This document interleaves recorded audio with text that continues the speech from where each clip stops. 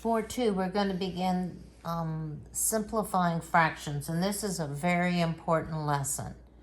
Anytime we get an answer in any of the operations, we'll always look at that answer and decide if we can simplify it or not. In other words, make it in simplest form. So in order to simplify a fraction, we need to be able to factor a number. That's what's going to help us with this. Find the numbers when multiplied together equal that number. Factoring a number means you writing a number as a product. And all the numbers are divided in either prime numbers or composite numbers. And this will tell us if we have a prime number, it has exactly 2 factors, the number and 1, which means that we're done. We're done factoring. We can't break it down in multiplication any further. A composite number has more than 2 factors. The numbers 0 and 1 are neither prime nor composite because they only have 1 factor, not 2 and not more than 2. So 0 and 1 are neither prime nor composite. Let's look at this list of numbers and see if we can decide if they're prime or composite. 2 would be prime because the only way we can get 2 in multiplication is 2 times 1. It has exactly 2 factors, so it is prime. 78 would be composite because there's several ways you can get 78. Of course, 1 times 78 and 2 times 39. It's an even number, so you can divide it by 2. So we know 2 times something is going to be 78. 51 is also composite, even though it doesn't look very composite. We can do 1 times 51, and we can also do 3 times 17. It's kind of a tricky one. 19 is prime. The only way we can get that is 1 times 19. 31 is prime because that's the only way we can get 31. If you look at a multiplication chart, 31 won't be on there. 31 won't be on there because you can't get it by multiplying 2 times something or 3 times something or 4 times something or 5 and so forth. 3 is prime because the only way we can get that is 3 times 1. 57 is another composite because besides 1 times 57, we can also do 3 times 19. 29 is prime. 34 is composite because besides 1 times 34, we can also do 2 times 17. 17 is prime.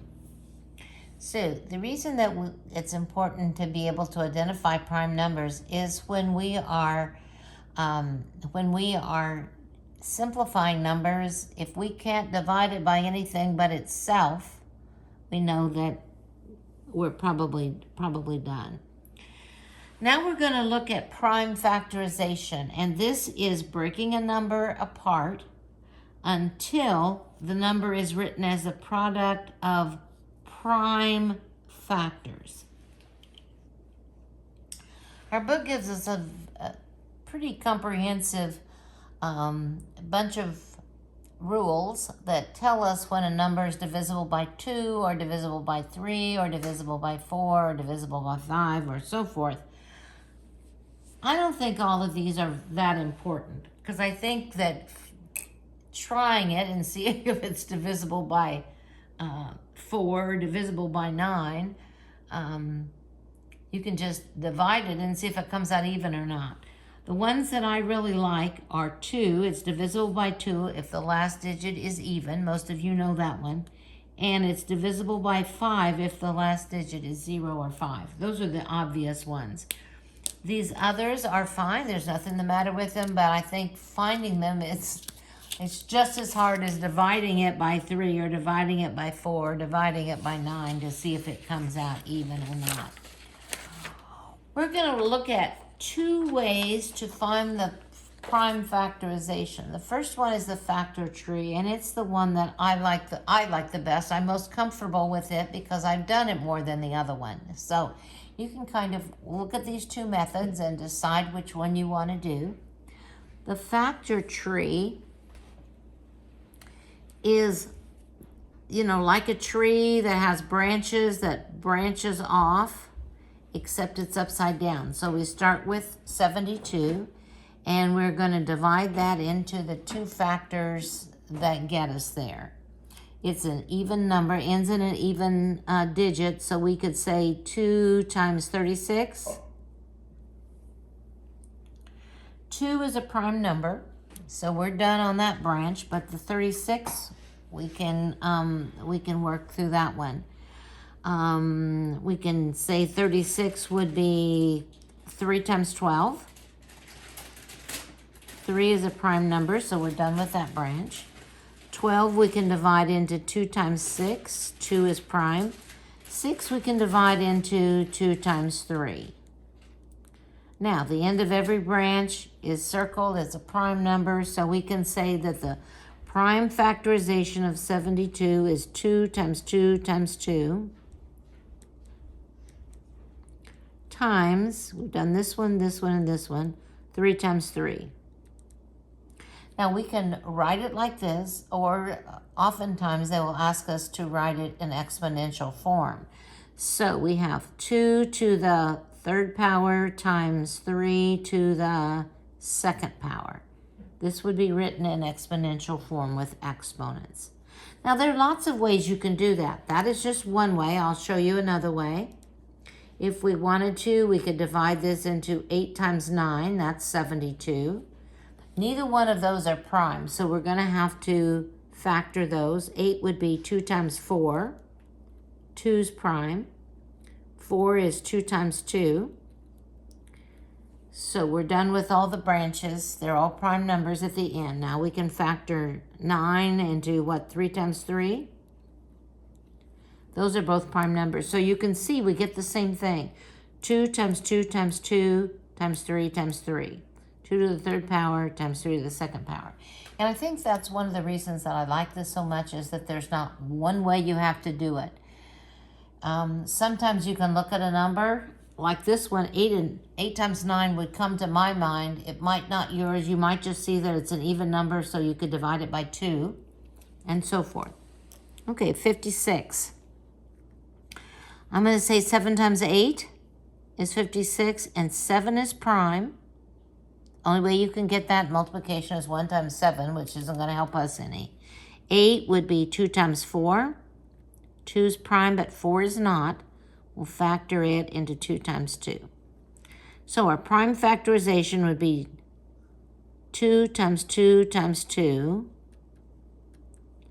times 7, right? Or we can write that in exponential form as 2 to the third power times 7. Now we're going to do 60. Right away it says to me 6 times 10. And, you know, it could also be 5 times 12. I mean, there's a lot of ways you can get it. 2 times 30. We can factor 6 into 2 times 3. Those are both prime numbers, so those branches are done. 10 would be 2 times 5. They're both prime numbers, so we're done. So the prime factorization of 60 would be 2 times 2 times 3 times 5. 2 times 2 times 3 times 5. Or, in exponential form, 2 squared times 3 times 5. Now we're going to do 45. 5 times 9 would be one way you could do it. You could do it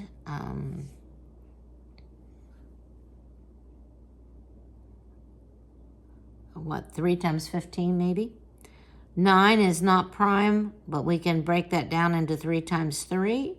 And so our prime factorization is 3 times 3 times 5, or 3 squared times 5. That's an exponential form. That's an exponential form. So the factor tree is one way. I like it because you can, there's several ways you can get there. It's not like, okay, you got to do it in this order. The other method that I'm going to show you, I don't know what the name of this is. I call it the division framework. I've never seen that written anywhere, nor have I seen any other name applied to this method.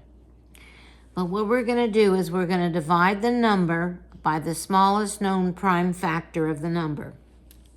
So I'm going to list the prime factors here. 2, 3, 4 is not, 5, 6 is not, 7, 8, 9, 10, 11, 12 is not, 13.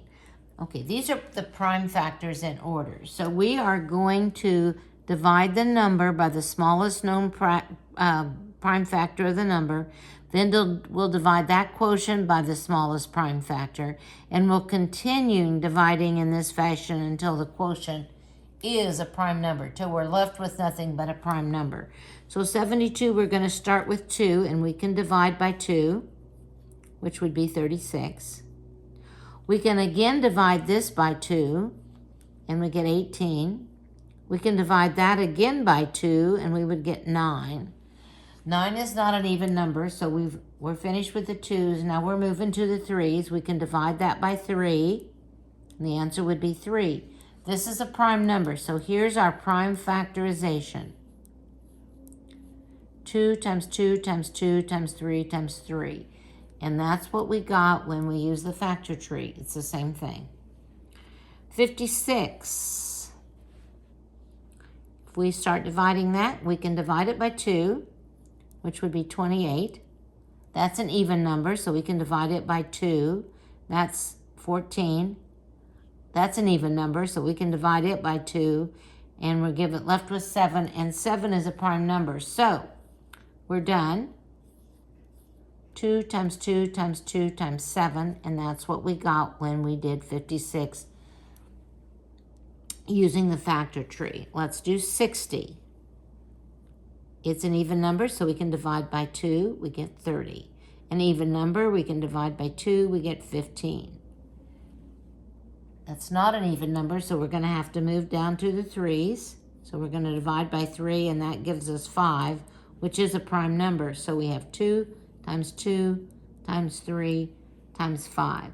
2 times 2 times 3 times 5. You can see it written here. 45. We can't divide that by 2, so we're going to start with 3. That's 15. We can divide that by 3, and we get 5. And that's a prime number. So 3 times 3 times 5. And that's what we got when we use the factor tree.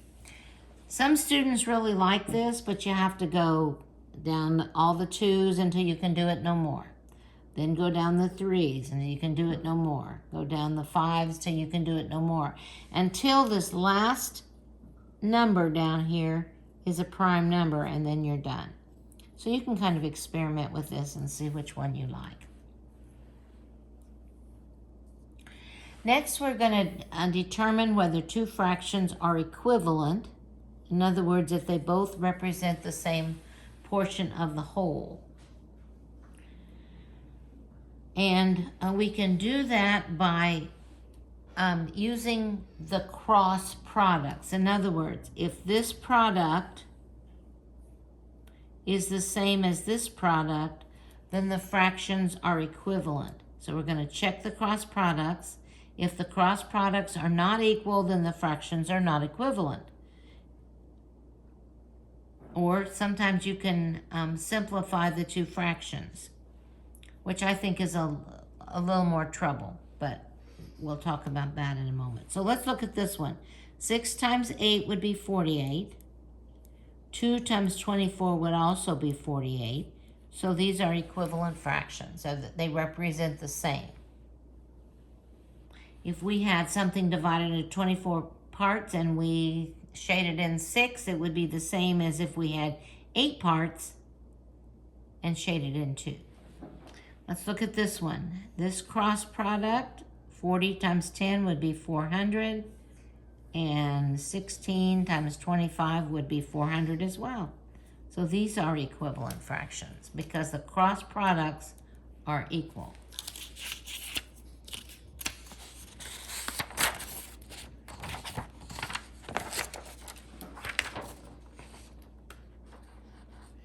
Now we're going to talk about simplifying fractions, writing fractions in simplest form. And this we'll need to apply this to every answer we get in addition, in subtraction, in multiplication, and in division. So fractions that represent the same portion of a whole or the same point on a number line are called equivalent fractions. In other words, the fractions are equal, or they show the same part. And when we look at these three drawings, we see the first one. We've shaded 1 out of 3.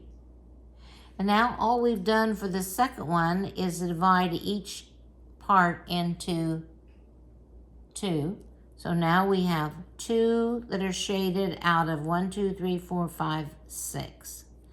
These two fractions represent these shaded parts, and you can see they're the same part of the whole. Here, we've divided each part into 2 more parts. So now we have 2, 4, 6, 8, 10, 12 parts in the whole, and we've shaded in 4. So these 3 fractions represent the same part of the whole. They're called equivalent fractions. If we look at a number line, and we want to look at this part right here, we could divide the between 0 and 1, we could divide it into 1, 2, 3 parts, and it would be 1 out of 3, right? To 1/3. If we took each of those parts and divided into half, now we have 6 parts, and we have 1, 2 out of 6. On the number line, between 0 and 1 is divided into 1, 2, 3, 4, 5, 6, 7, 8, 9, 10, 11, 12 parts. And this point right here is 1/12, 2/12, 3/12, 4/12. So these are all equivalent fractions. Which one would be the simplest? This one would be the simplest. Or sometimes we say the simplest form or the lowest terms. The terms would be the numbers in the fraction. And so these terms, or these numbers, 1 and 3, are smaller than these or smaller than these. So the simplest form or the lowest terms of a fraction is when the numerator and the denominator have no common factors other than 1. So if you have 2/6, 2 would have the factors of 1 times 2, and the factors of 6 would be 1 times 6 and 2 times 3.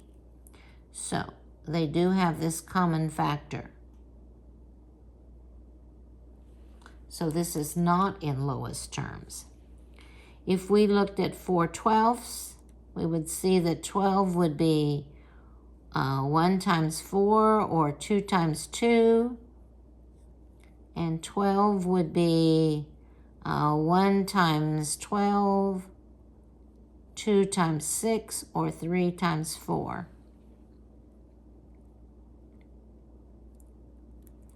And you can see there's a common factor of 4, there's a common factor of 2. So these do have a common factor. So this is not in lowest terms or simplest form. So to simplify or write in simplest form, we divide the numerator, this is the top number, and the denominator, which is the bottom number, by the greatest common factor, if we want to do it in one step. So if we look at 9 and 12, we could divide 9 by 3, and we can divide 12 by 3. Those are factors of both numbers. 9 divided by 3 is 3. 12 divided by 3 is 4. So this is in simplest form or lowest terms.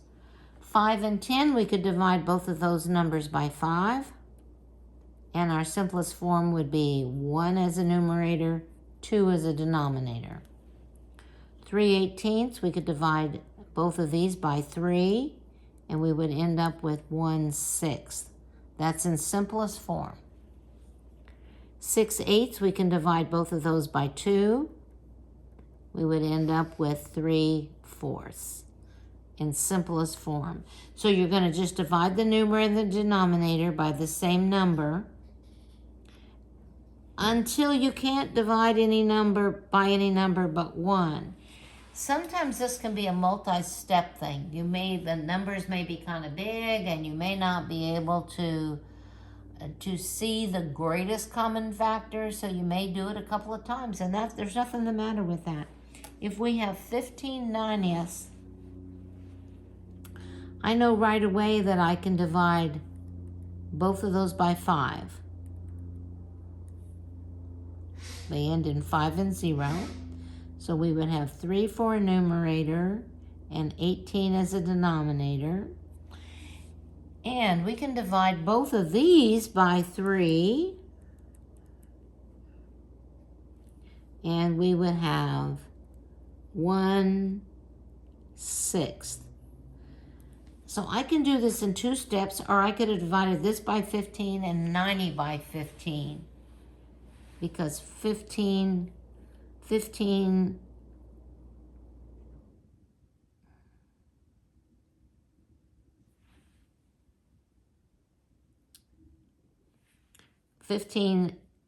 times 6 would be 90.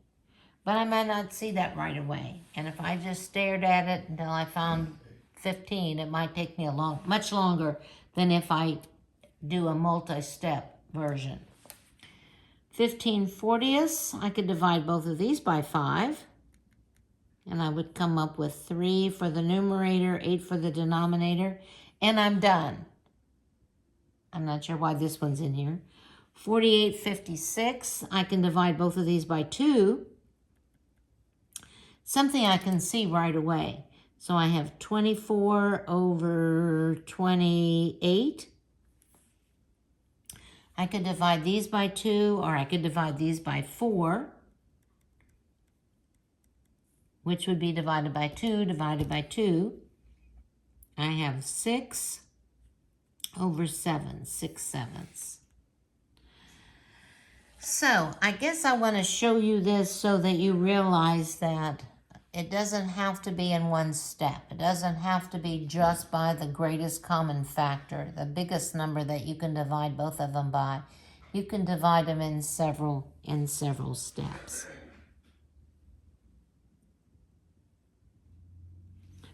The method for simplifying negative fractions is the same as for positive fractions. You divide both the numerator and denominator by the same number.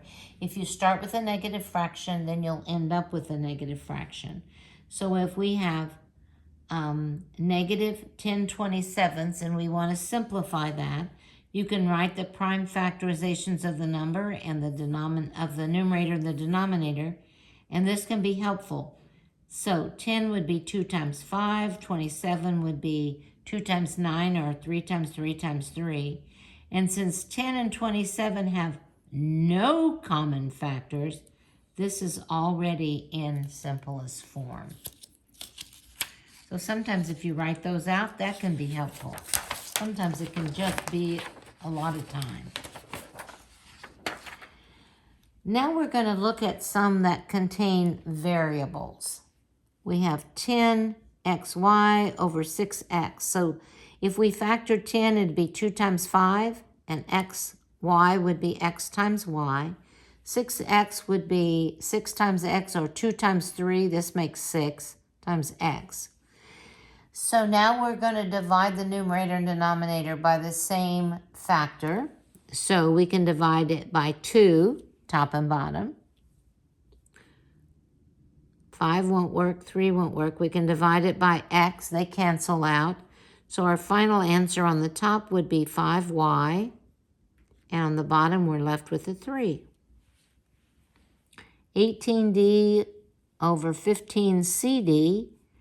We know we're going to have d times 18. And 18 would be 9 times 2, or 2 times 3 times 3. 15cd would be 3 times 5 for 15, and then times c times d.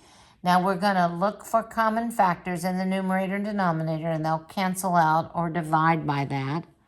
We don't have a 2, but we have a 3 both places. That's the only 3 we have. And we have a D both places. So on the top we have 6. 2 times 3 is 6. On the bottom we have 5 times C or 5C.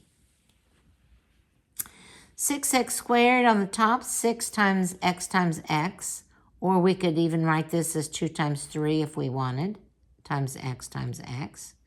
60x cubed would be 6 times 10, or we could even write that as 2 times 3 times 2 times 5 times x times x times x. Everybody okay with that? X cubed would have 3 factors of x. So we can either cancel out the 6's or we can cancel out the 2's and the 3's. We've got 2 x's up here. We can cancel out with 2 x's down here. So on the top, it looks like we're left with nothing, but we have to have something up there. So it's 1. 2 divided by 2 would be 1. And on the bottom, we have either 10 or 2 times 5. And then we have 1x. So we have 10x on the bottom. This last one, they've not done it for us, but we can do it. 9w squared would be 9 times w times w. 36 would be 4 times 9. And then w cubed would have 3 factors of w. So the 9's would cancel out. A w, another w. We're left with 1 on the top. Don't forget this. And 4w on the bottom. And again, if you work through these in the textbook, you'll know whether you know how to do them by the time you get to the quiz. And if you don't know it then, hopefully you can find your mistake and be sure that you know that by the exam in a few weeks.